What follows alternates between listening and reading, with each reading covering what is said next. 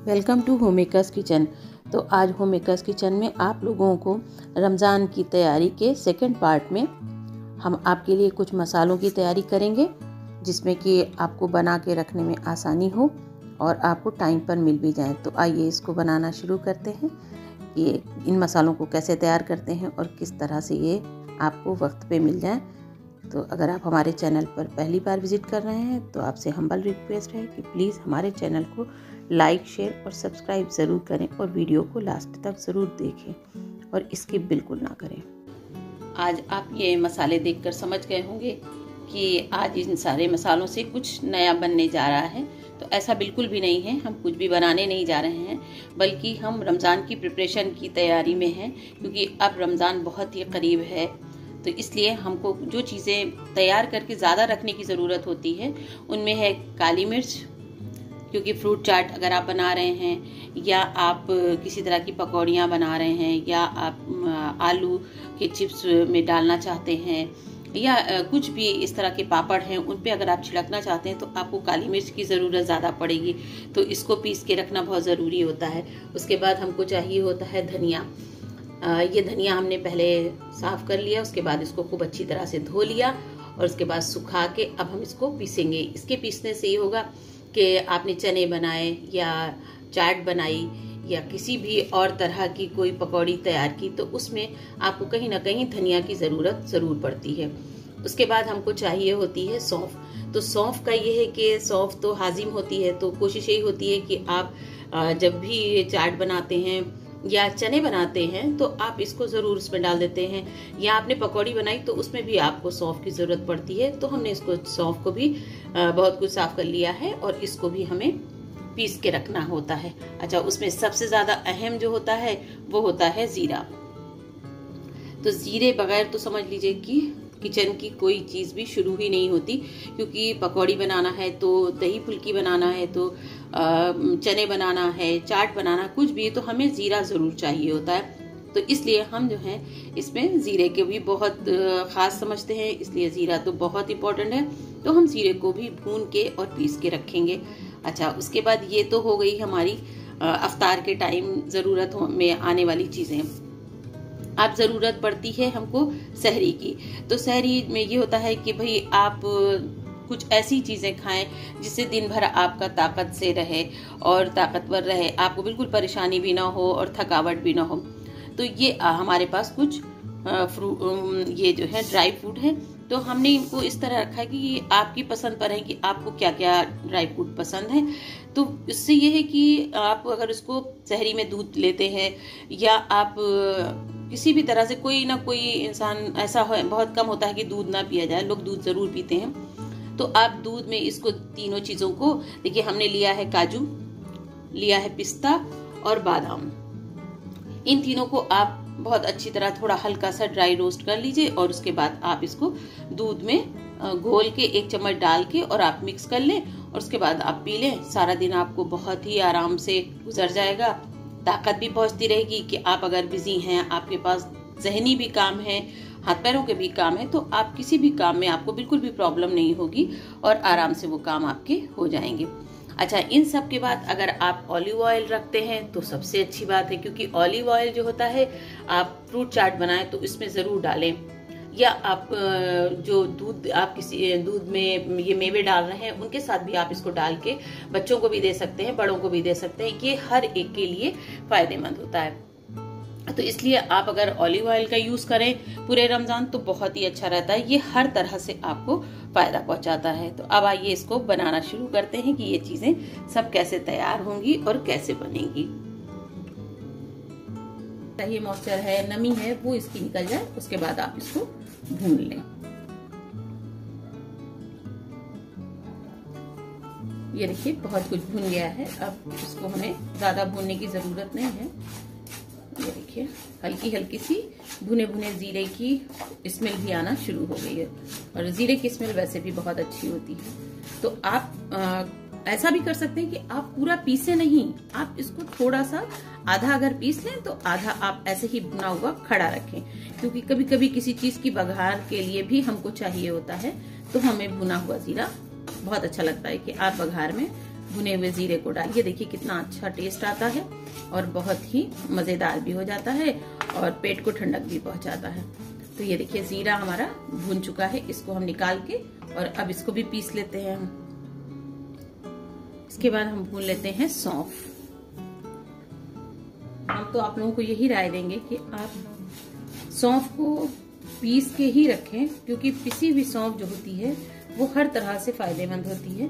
हाँ, थोड़ी सी सौंफ अगर आप चाहें तो इसको भून के और खड़ी, जैसे जीरे को हमने आपको कहा कि वैसे ही जीरे की तरह आप इसको भी निकाल सकते हैं। उससे ये कि आप खाने के बाद अगर भुनी हुई सौंफ थोड़ी सी होती है तो भी बहुत अच्छी लगती है। आप उसको बहुत ही आराम से शीशी में रख लें और डाइनिंग टेबल पर या ऐसे ही जहाँ पे आप अफ्तार कर रहे होते हैं उस दस्तरखान पे आप अगर रख लें तो इसको लोग खाएंगे और इससे जो भी चीजें आपने खाई हैं उनका नुकसान भी कुछ नहीं होगा।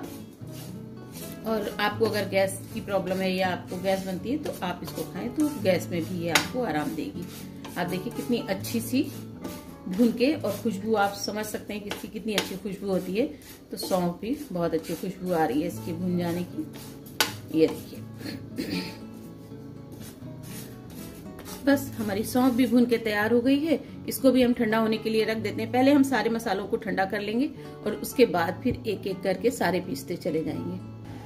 अब देखिए सबसे आखिर में हम इसको थोड़ा सा और भून लेते हैं, क्योंकि हमने पहले इसको हल्का सा भुना था लेकिन ये अभी पूरी तरह से भुना नहीं है, तो इसलिए इसको भी थोड़ा सा और भून लेते हैं हम, जिससे कि इसको, क्योंकि हमने धोया था, धो के फिर इसको सुखाया हमने, तो हो सकता है इसमें अभी भी थोड़ी बहुत नमी हो। और भुना भी था लेकिन ये कि हमें लग रहा है अभी ये अच्छी तरह से भुना नहीं है, इसलिए हम इसको थोड़ा सा और हल्का हल्का सा भून लेते हैं। और इन सारी चीजों को आप बहुत लो फ्लेम पर ही इसको भुने। बस 2 से 3 मिनट तक आप इसको भून के और निकाल लें।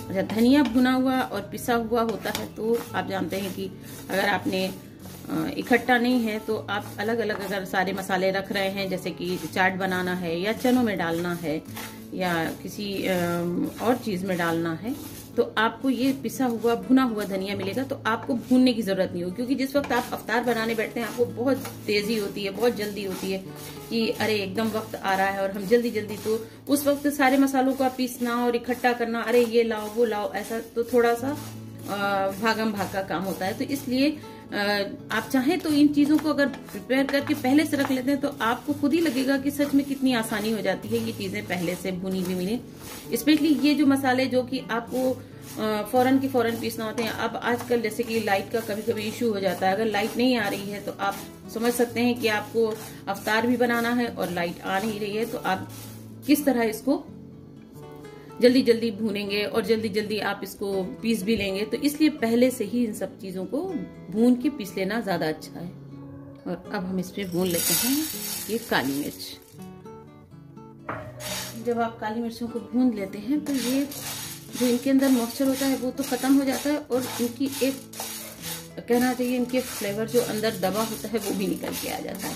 ये सारे मसालों का यही है कि अगर आप इनको हल्का सा ड्राई रोस्ट कर लेते हैं तो आप ये समझिए कि इनका जो फ्लेवर होता है वो बहुत ज्यादा निकल के आता है। इसलिए अक्सर करके मसाले जो डाले जाते हैं वो पहले भून लिए जाते हैं और उसके बाद ही आप जो है इनको यूज करें, तो आपको खुद ही इनके टेस्ट में फौरन पता चल जाता है कि देखिए भूनने के बाद हमारे मसाले कितने अच्छे और खुशबूदार और ज्यादा हो जाते हैं। काली मिर्चों का तो सबसे ज्यादा यूज होता है, क्योंकि फ्रूट चाट आपको रोज बनानी है। तो जब फ्रूट चाट बननी है, फिर सहरी में अगर आपको आमलेट बनाना है तो आपको काली मिर्च चाहिए ही चाहिए। कुछ लोग हाफ फ्राई पसंद करते हैं या ऐसे ही चाहते हैं कि अंडा, बस खाली काली मिर्चों का अंडा पसंद करते हैं, तो वो आप उसके लिए भी बना सकते हैं, तो ये भी बहुत अच्छा है। तो काली मिर्चें तो आप देखिए कि इनका, जीरे का, ये जितने मसाले हम आपको दिखा रहे हैं इनका सबसे ज्यादा यूज है। ये देखिए, और ये हल्की हल्की सी खुशबू के साथ ये आना शुरू हो गई है और बहुत ही हल्की सी ये, जैसा कहना चाहिए कि जैसे तेजी सी आने लगी है, काली मिर्चों की स्मेल जो आती है वो आना शुरू हो गई है। तो बस इसको हम 2-3 सेकंड ऐसे ही करके और इसको तवे पर ऐसे ही छोड़ देंगे, जिससे कि ये इसकी गर्मी से ही ये पूरी तरह से ये अच्छी तरह, और जो इसमें नमी हो या कुछ भी मॉइस्चर रह गया हो और इसका जो अरोमा रह जाता है वो सारी चीजें निकल के आ जाएंगी। देखिए हमने धनिया जो भून लिया था, अब हम इसको मिक्सी के जार की हेल्प से हम इसको पीस लेते हैं। इसको बारीक कर लीजिए। अगर आपको दरदरा पसंद है तो थोड़ा सा दरदरा पीस लीजिए, वरना अगर आप इसको महीन पीस लेंगे तो वो सब जगह यूज हो जाएगा। तो अब हम आइए इसको पीस लेते हैं। तो ये देखिए हमारे सारे मसाले कितने आराम से पीस गए, और अब हमारी ये तैयारी इस तरह की हो गई कि अब हमें मसाले पीसने की बिल्कुल भी जरूरत नहीं पड़ेगी। और हमें सिर्फ किचन में अवतार बनाने अगर आएंगे तो हमारे ये सारे मसाले हमको पिसे हुए मिलेंगे। आप सोच रहे होंगे ये एक चीज क्या है। ये देखिए हमने जो आपने देखा होगा कि हरी मिर्चें आती हैं, उनमें बहुत बार ऐसा होता है कि वो हरी मिर्चें सूख भी जाती हैं उनमें। तो हमने उन हरी मिर्चों को जब वो लाल हो गई, सूख गई पूरी तरह से, तो देखिए हमने उनको पीस लिया है। और ये हमारे चिली फ्लेक्स का भी काम करेंगी। और मोटी मोटी सी मिर्चें हैं, जैसे आप पकौड़ियाँ बनाते हैं या दही फुल्की बनाते हैं, तो आपको ये उस जगह पर काम आएंगी। तो आपने देखा कि ये सारी चीजें बहुत आसानी के साथ, अगर आप चाहें वक्त से पहले आप बना के रख लेंगे, और जब आपको जरूरत होगी तो बिल्कुल भी किसी तरह की भागम भाग नहीं होगी, और आपको लगेगा बस हमारे पास सारी चीजें पिसी हुई हैं। कि आप देखिए जीरा भी पिसा है, काली मिर्च भी पिसी है, सौंफ देखिए कितनी अच्छी लग रही है, सौंफ पिस गई है, हमारा धनिया पिसा है, मिर्चें पिसी हैं। और अब पीसने की ऐसी जरूरत नहीं है। आजकल तो मार्केट में हर तरह से पिसे हुए मसाले आपको मिल जाते हैं, लेकिन अगर ये मसाले आप घर में धो के साफ करके पीसते हैं तो वो एक अलग ही चीज होती है, और लगता भी है कि हाँ हम रमजान की तैयारी कर रहे हैं। उम्मीद है आपको हमारी ये वीडियो जरूर पसंद आई होगी। तो फिर आप लाइक करें, शेयर करें, सब्सक्राइब करना बिल्कुल ना भूलें, और बेल आइकन को जरूर प्रेस करें, जिससे आने वाली लेटेस्ट वीडियो आप सबको फ्री में मिले। और आप सबको रमजानुल मुबारक की बहुत बहुत मुबारकबाद है। और आप लोग हमको जहां जहां से भी देख रहे हैं, उन जगहों से, उन कंट्रीज से, उन सब के लिए बहुत बहुत रमजान मुबारक।